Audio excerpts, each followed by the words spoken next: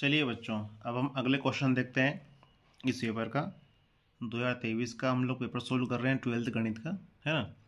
अगला प्रश्न है एफ एक्स बराबर दिया, एक समीकरण दिया है, तो एफ के उच्चतम व निम्नतम मान ज्ञात करो। और इसका अथवा का प्रश्न ये है। ये थोड़ा बड़ा पड़ेगा आपको, पर बहुत ईजी सवाल है।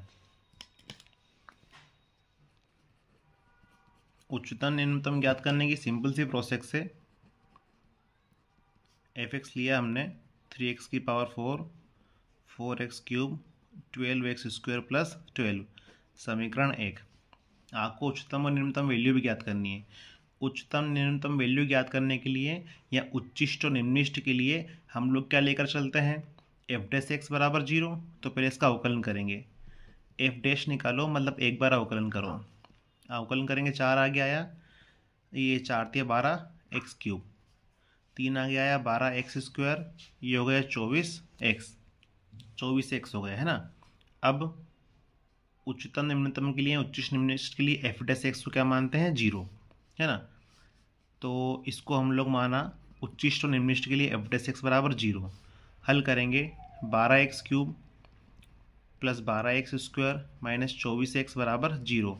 12x कॉमन आ रहा है, 12x कॉमन लिया, यहाँ बचा आपका एक्स स्क्वायर बचा, यहाँ आपका x बचा, यहाँ आपका 2 बचा। सोल्व करेंगे, 12x वैसे ही इसके टुकड़े कर देंगे, हम लोग फैक्टर से कर देंगे, तो x माइनस 1 और x प्लस 2 हमको ये देगा। टुकड़े आप लोग कर लीजिएगा। हल करेंगे तो यहाँ से हमको क्या मिल जाएगा, 12x बराबर 0, यहाँ से x माइनस 1 बराबर 0, यहाँ से x प्लस 2 बराबर 0। तो यहाँ से मिल गया x बराबर 0 आया, यहाँ से 1 आया, यहाँ से -2 आया। अब हमारे पास 3 वैल्यू आई है, मतलब इस सवाल को हम लोग 3 नंबरों पर हल करेंगे, ठीक है। उच्चिष्ट निम्निष्ट देखने के लिए हमें एफ डबल डैश एक्स भी निकालना पड़ता है, मतलब 2 बार अवकलन करना पड़ता है। एफ एक्स तो हमारे पास है यहाँ पर, है ना, समीकरण 1 है। एफ डैश ये है, अब एफ डबल डैश निकालो, अवकलन करो, ये आगे आएगा, ये हो जाएगा 36x स्क्वायर, इसका अवकलन करो, ये हो जाएगा 24x, ये हो जाएगा -24। अब 3 बिंदु दिए हुए हैं। उच्चिष्ट और निम्निष्ट के लिए क्या करना पड़ता है, सबसे पहले एफ डैश एक्स को 0 के बराबर मानो, वहाँ से x की वैल्यू मिलेगी। फिर एफ डबल डैश एक्स को हल करेंगे, इसमें जो x की वैल्यू आई है ना, ये x की वैल्यू रख के देखेंगे। अगर इसका उत्तर नेगेटिव आता है तो उच्चिष्ट मान मिलेगा, हाँ। अगर नेगेटिव मान आता है तो मैक्सिमम वैल्यू मिलेगी, और पॉजिटिव आता है तो मिनिमम वैल्यू मिलेगी। पहले 0 के हल करेंगे, x बराबर 0 पर। तो x बराबर 0 पर देखो, 0 रखो, 0 0 रखो, 0 -24। तो हल करा तो क्या आया, -24, मतलब आया माइनस की वैल्यू आई, नेगेटिव वैल्यू आई, अर्थात x बराबर 0 पर हमें उच्चिष्ट वैल्यू मिलेगी, उच्चिष्ट मान मिलेगा। किस पर, x बराबर 0 पर। तो ये वैल्यू x बराबर 0 समीकरण 1 में रखेंगे, जो दिया हुआ सवाल है। समीकरण 1 है हमारा एफ एक्स बराबर 3x की power 4 plus 4x cube minus 12x square plus 12। x बराबर 0 रखो, तो ये 0, ये 0, ये 0, कितना आया, 12। तो एफ एक्स बराबर कितना आया, F maximum value, F maximum value कितनी आई, 12 आई। किस पर आई, x बराबर 0 पर। अब वो तो किस्मत की बात है, यहाँ पर हमें 3 वैल्यू मिल गई, 0 1 2, 3 बार सोल्व करना पड़ेगा एग्जाम में आपको, ठीक है। अभी x बराबर 0 पर 12 मैक्सिमम वैल्यू आ गई। हमने 0 को सोल्व करा, अब 1 पर सोल्व करेंगे। अगर ये समझ में नहीं आया है तो 1 को देखना। देखो उच्चिष्ट, एक बार फिर समझिएगा बेटा, उच्चिष्ट और निम्निष्ट निकालने के लिए हमें एक बार अवकलन करना पड़ता है। पहले तो एफ डैश निकाला, उच्चिष्ट निम्निष्ट के लिए एफ डैश एक्स को 0 के बराबर रखा, इसको हल करा तो x की वैल्यू आ गई। अब वैल्यू उच्चिष्ट आएगी, मैक्सिमम आएगी, या निम्निष्ट आएगी, मिनिमम आएगी। मैक्सिमम और मिनिमम वैल्यू कहाँ चेक करते हैं, एफ डबल डैश एक्स पर, मतलब 2 बार अवकलन। दूसरी बार भी अवकलन करा, अब यहाँ पर ये जो x की वैल्यू आई थी, इनको रख के देखेंगे। इन x की वैल्यू को रख के देखो, अगर उत्तर नेगेटिव आता है, उत्तर कैसा आए, नेगेटिव, तो उच्चिष्ट वैल्यू मिलेगी। नेगेटिव आता है तो उच्चिष्ट मिलेगी, और पॉजिटिव आता है तो निम्निष्ट मिलेगी। अब इसको हमने x बराबर 0 के लिए हल करा, इन तीनों के लिए हल करेंगे हम। एक्स बराबर 0 पर हल करा तो नेगेटिव वैल्यू आई, मतलब उच्चिष्ट वैल्यू मिलेगी। अब ये तो बोल दिया हमने उच्चिष्ट वैल्यू मिलेगी, पर वैल्यू क्या होगी, तो वैल्यू जो दिया हुआ सवाल रहता है उसमें रखने पर मिलती है। एक्स बराबर 0 के लिए हल कर रहे थे तो एक्स बराबर 0 यहाँ रखा हमने, तो हमारा उत्तर आया 12। मतलब एक्स बराबर 0 पर 12 उत्तर आता है जो उच्चिष्ट वैल्यू है। अब एक्स बराबर 1 पर हल करेंगे। एक्स बराबर 1 पर पहले तो एफ डबल डैश एक्स देखते हैं, ये पॉजिटिव है नेगेटिव। देखो ये 36 वैसे ही एक्स बराबर 1 रखेंगे हम लोग, ये 1 का स्क्वायर 1 ही हो गया, प्लस 24 एक्स बराबर 1 रखेंगे, माइनस का 24। हल करा 24 से 24 कैंसिल, तो एफ डबल डैश 1 एक्स बराबर 1 पर आया 36, ये आ गया आपका पॉजिटिव वैल्यू, धनात्मक वैल्यू आ गई। धनात्मक वैल्यू आ गई अर्थात एक्स बराबर 1 पर हमें निम्निष्ट वैल्यू मिलेगी। एक्स बराबर 1 पर अब हमें मिनिमम वैल्यू मिलेगी क्योंकि आपका पॉजिटिव है। अब मिनिमम वैल्यू क्या है, तो मिनिमम वैल्यू दिए हुए सवाल में रखने पर मिलेगी। F1 एक्स की वैल्यू 1 रख दो, मिनिमम वैल्यू एक्स की वैल्यू 1 रखेंगे इस समीकरण में, हमारा ये समीकरण दिया हुआ, देखो 1 रखेंगे तो 1 ही आएगा, 1 का गुणा 1 का मल्टीप्लाई 3 में 3, 1 का 4 में 4, 1 का 12 में 12, ये 12 वैसे ही सॉल्व करा, ये कैंसिल तो आया 7।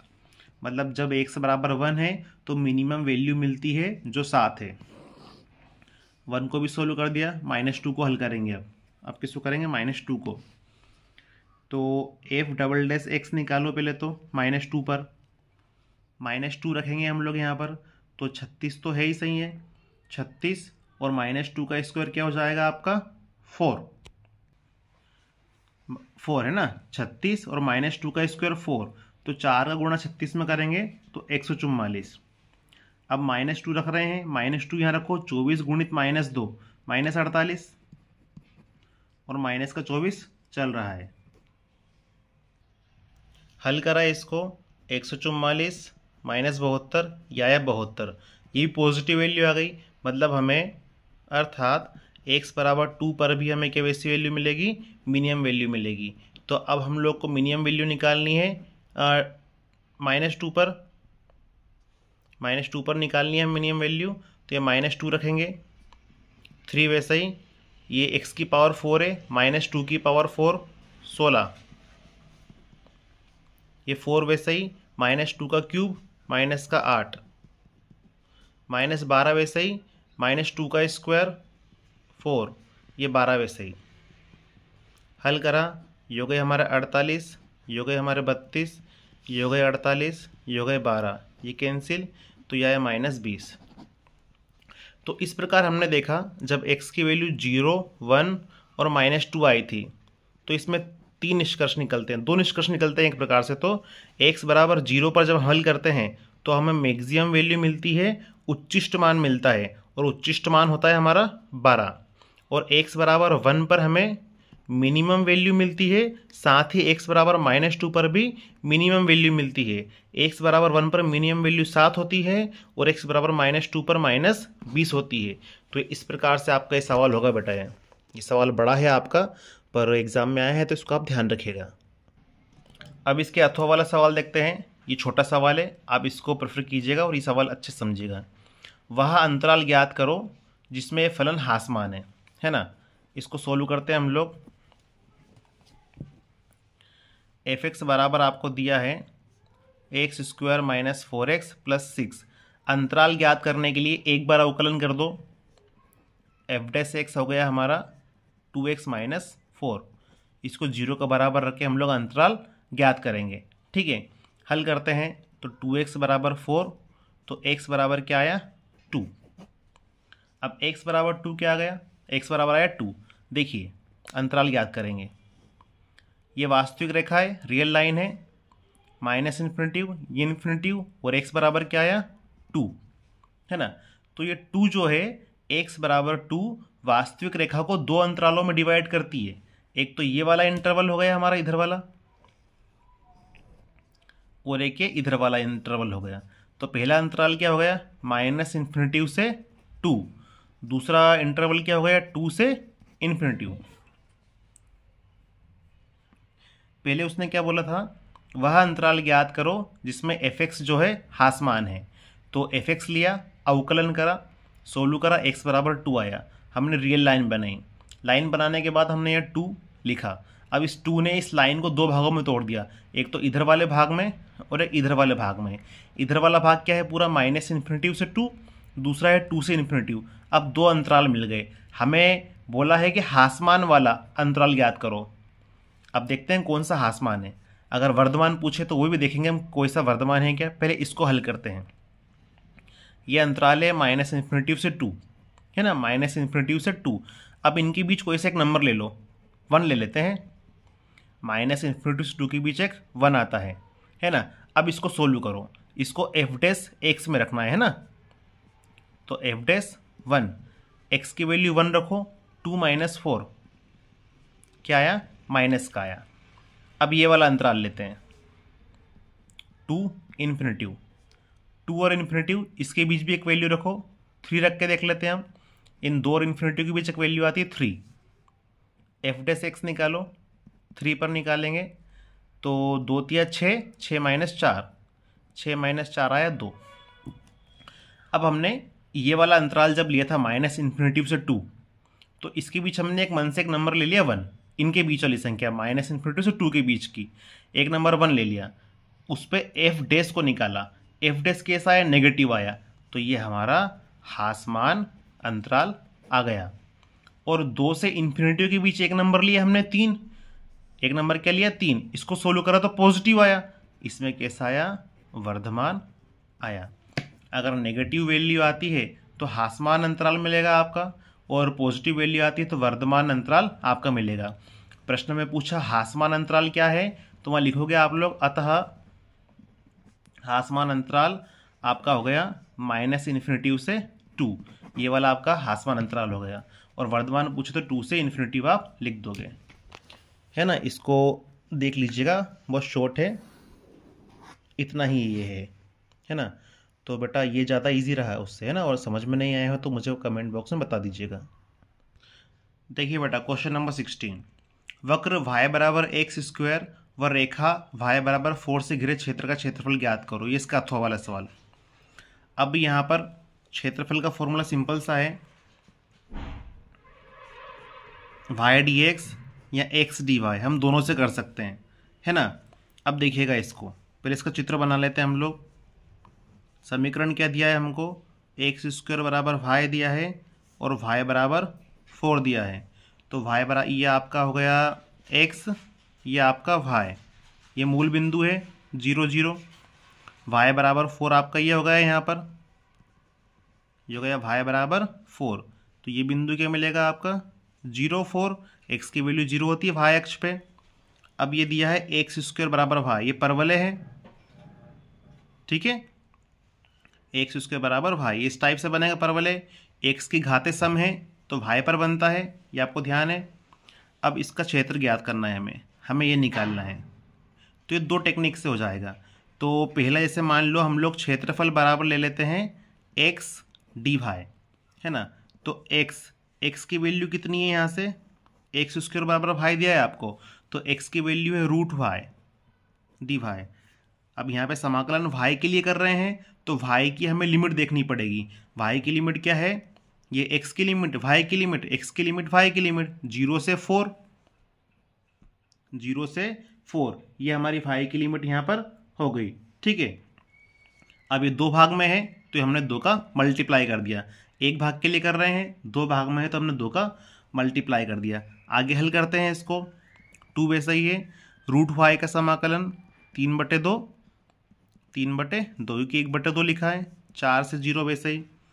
अगले स्टेप में 2 पर पहुंच जाएगा 4, ये 3 वैसे ही, या 4 रख दो, 3/2, 0 रख दो, 0 की पावर 3/2, 4/3, इस 4 को लिख सकते हैं 2 की पावर 2, पावर 3/2 चल रही है, 0 का तो 0 ही आएगा, कैंसिल।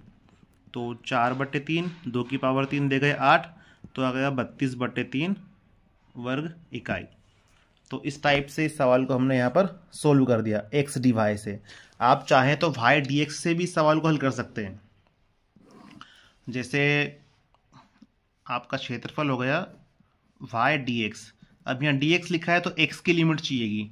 अब एक्स की लिमिट कैसे निकालेंगे? देखो सवाल दिया है आपको y बराबर एक्स स्क्वायर और y बराबर 4, ये दोनों y बराबर ये भी है, y बराबर ये भी है, तो एक्स स्क्वायर बराबर 4, समीकरण 1 और 2 से। तो एक्स स्क्वायर 4 को लिख देंगे 2 स्क्वायर, इधर आएगा तो एक्स बराबर प्लस माइनस 2। यहाँ पर हमें एक तरफ तो मिल जाएगा पॉजिटिव 2, इधर मिल जाएगा नेगेटिव 2। ठीक है, तो यहाँ तो -2 से +2 तक की लिमिट ले लो, या 0 से 2 तक जाएंगे और डबल कर देंगे, 0 से 2 तक जाएंगे लिमिट डबल कर देंगे, लिमिट डबल कर दी और 0 से 2 लिमिट चली गई, x की वैल्यू ये आई थी क्योंकि 2, वैसे ही 0 से 2 y की वैल्यू कितनी है प्रश्न में है, y बराबर एक्स स्क्वायर और 4 है। अच्छा, अब y की वैल्यू ये भी है ये भी है, 2 वैल्यू है, तो पहले किसको लिखें? जब 2 वैल्यू आती है तो फॉर्मूला बन जाता है ऊपर वाले का y माइनस नीचे वाले का y। तो ऊपर वाले का y ये लाइन है y बराबर 4, तो ये लिखा ऊपर वाले का y माइनस नीचे वाले का y, नीचे वाले का y है एक्स स्क्वायर, ये एक्स स्क्वायर। फिर ये ऐसा समीकरण यहाँ आएगा, इसको हल करेंगे, समाकलन करो, 4x हो गया, ये हो गया x³/3, ये लिमिट लिख दी हमने, 2 वैसा ही है, पहले 2 रखेंगे, 2 चौक 8, ये हो गया 8/3, 0 में तो 0 ही आएगा, हल करेंगे, एलसीएम ले लो, 24 - 8/3, 24 में से 8 गए 16/3, तो ये भी आ गया 32/3। तो वो दोनों तरफ से एक ही आता है, तो आपको वो ध्यान रखना पड़ेगा। अब जैसे अथो वाला सवाल है, अथो वाला सवाल बहुत इजी है, एक सवाल आपको इजी मिलेगा ही मिलेगा, है ना।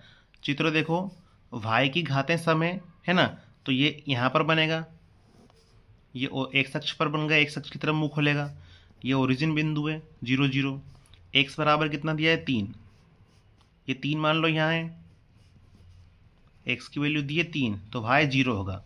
सीधी सी बात है, फॉर्मूला y dx, लिमिट हो गई 0 से 3।